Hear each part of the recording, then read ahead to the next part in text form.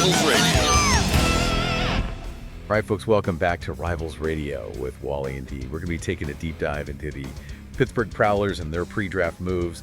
And, I'm excited about this one because, new head coach / general manager Shaka Caesar, he's really making waves, but are the fans on board? Yeah, it's a great question because Caesar, he did inherit a good team with some serious talent, but he's also making some big moves that have some folks scratching their heads. Yeah, definitely. I mean, look, they've got two X-Factor players, Jarius Harper, Jared Newman. More than any other team in the league, Harper's a game changer on offense. Newman can lock down any receiver. And you can't forget the young talent on defense. They got Will Clayton at strong safety, and, Caesar's been calling him a future star. And then you got Connor Fowler and Clay Graham both showing huge potential. Yeah, so Caesar didn't walk into a total dumpster fire. Yeah. But then out of nowhere, he trades away their third-round pick this year and a fifth-rounder next year to the Mexico City Firebirds for outside linebacker Don Gordon. Is this like a sign of genius, or is this just like desperation? Yeah, well, let's take a look at Gordon's track record. Right. Solid player, no doubt, but he hasn't quite lived up to his potential. This could be a gamble by Caesar, hoping to change the scenery, and a new system is really going to unlock Gordon's abilities. Yeah, and Caesar seems pretty convinced that Gordon is the missing piece to their pass rush. He was saying that he's going to make an immediate impact, but giving up those draft picks is, that's a pretty steep price, don't you think? It is, and it raises questions about, Caesar's strategy overall. Is he going all in to win now? Is he sacrificing future assets for immediate gains? Or does he see something in Gordon that other teams don't? It's a risky move, and only time will tell if it pays off. Yeah, it really is. But he wasn't done dealing. He also traded back in the second round, sending the 47th pick to the Albuquerque Dukes for the 59th pick and 2 seventh-rounders. So instead of 1 pick, now he's got 3. What's the logic there? Well, it could be a sign that Caesar's thinking long-term. By stockpiling picks, he's given himself more options in those later rounds. You can often find some hidden gems there. And it suggests that he might be prioritizing quantity over quality, aiming to build depth across the roster. Interesting. So on one hand, you have the big splash trade for Gordon, suggests a win-now mentality. But then he trades back in the second round, which kind of hints at a more patient, long-term approach. It's almost like he's trying to do both at the same time. Yeah, it is a curious mix of strategies for sure, and it's definitely created a lot of buzz among the Prowlers fan base. Yeah, speaking of the fans, let's hear what they have to say. A reporter in Pittsburgh was talking to some diehard Prowlers fans, and one of them said, "I don't know how to feel about this new guy, Shaka Caesar. It just feels like he is doing too much too fast. He's trying to put his dang footprint on the team too fast too early. I mean, he did help get the Bombers to the playoffs in the 0 year, but this isn't Virginia Beach, brother. It's freaking Pittsburgh." Yeah, you can understand where they're coming from. Right. Change can be unsettling, especially when it comes to a team you're really passionate about. And I think some fans feel like Caesar's trying to force his vision on the team without respecting its history and identity. Yeah, I hear that. Plus, Caesar's success with Virginia Beach doesn't automatically guarantee success in Pittsburgh. Every team has its own unique culture and challenges. And what worked in one place might not translate to another. Exactly. And that leads to the next question. What does all this mean for Caesar's draft strategy? We know he's not afraid to make moves, but is he building a cohesive team, or is he just throwing darts at a board? We'll get into that after a quick break. All right, sounds good. It's a good question. And it seems like even beyond the trades, Caesar might have a few more tricks up his sleeve. There's a rumor going around from an anonymous source saying the Prowlers might be active during the draft, looking to make even more moves. Wait, so we've got the Don Gordon trade, the move back in the second round, and now potentially even more action on draft day. Right. This guy's a whirlwind. But what could he possibly be targeting? Yeah, that's the million-dollar question, isn't it? It's hard to say without knowing exactly what Caesar sees as the team's biggest need. But let's look at the roster. Offensively, they're pretty solid. You got Harper, you got Newman, but Evan McCord at quarterback, he's more of a game manager than a playmaker. Yeah, he's not going to win you games single-handedly. Right. So maybe Caesar's looking to add another weapon for McCord, either a dynamic wide receiver who can stretch the field, or a reliable tight end who can be a safety valve over the middle. Yeah, and they can't forget about protecting McCord. If they want to get the most out of Harper and any new offensive weapons, they need a strong offensive line. Absolutely. And defensively, you can never have too much depth in the secondary, especially in a division like the Apex North. Yeah, speaking of the Apex North, how do the Prowlers stack up against the competition? It's a tough division with teams like the Omaha Railstorm and the Columbus Crusaders, who are always contenders. No doubt about it. The Railstorm, they're consistently tough. And the Crusaders, even with Dion Howard at quarterback, they're always a threat.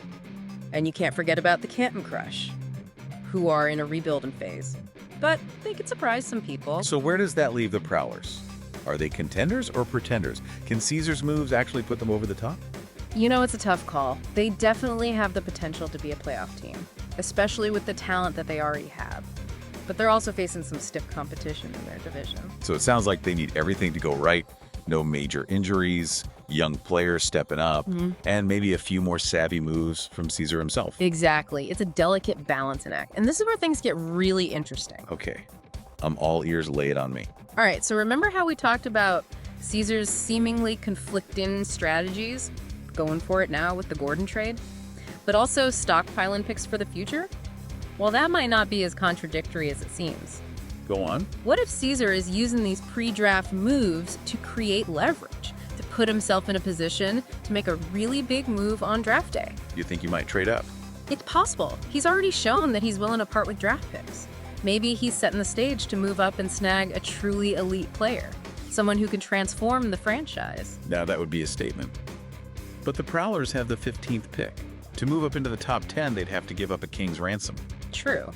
But if Caesar believes there's a generational talent available, someone who can really be the cornerstone of the franchise for years to come, he might be willing to pay the price. That would certainly silence the doubters and show the fans that he's serious about building a winner. It would be a bold move, no doubt. But that seems to be Caesar's style. He's not afraid to take risks.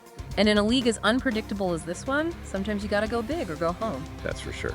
So we've got a general manager who's making waves, a team with a mix of talent and potential, a tough division, and the possibility of a blockbuster draft day trade. What's not to love about this situation? It's gonna be a wild ride, that's for sure. But before we look ahead to the draft, let's take a moment to appreciate what Caesar's already accomplished. Good point.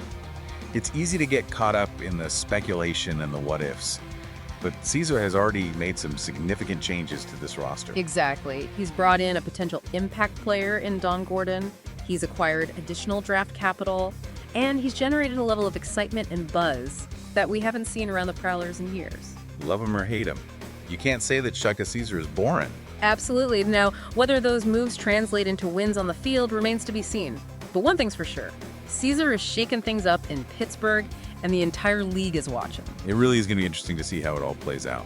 So let's shift gears and talk about what Caesar might do with that 15th pick. He could go in a lot of different directions. Oh yeah, a lot of different directions. We've seen mock drafts that have him taking a wide receiver.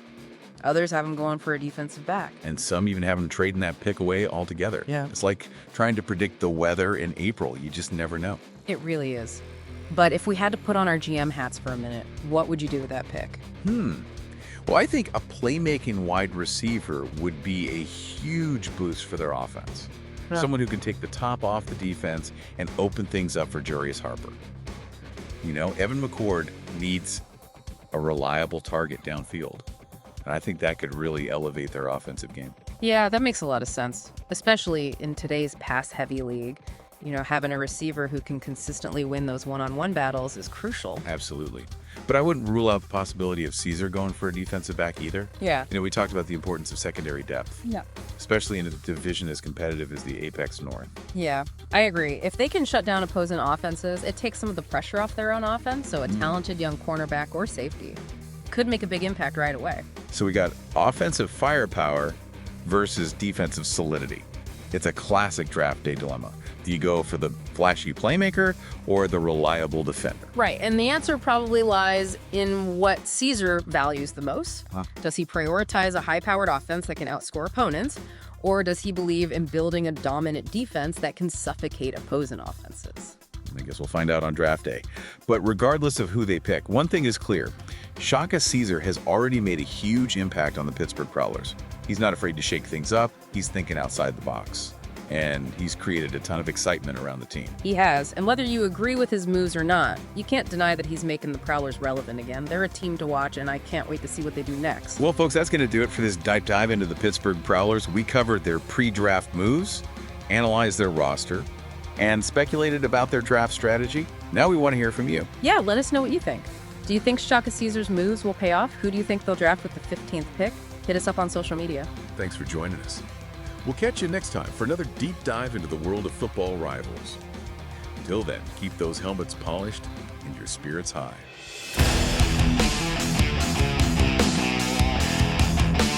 It's Rivals Radio.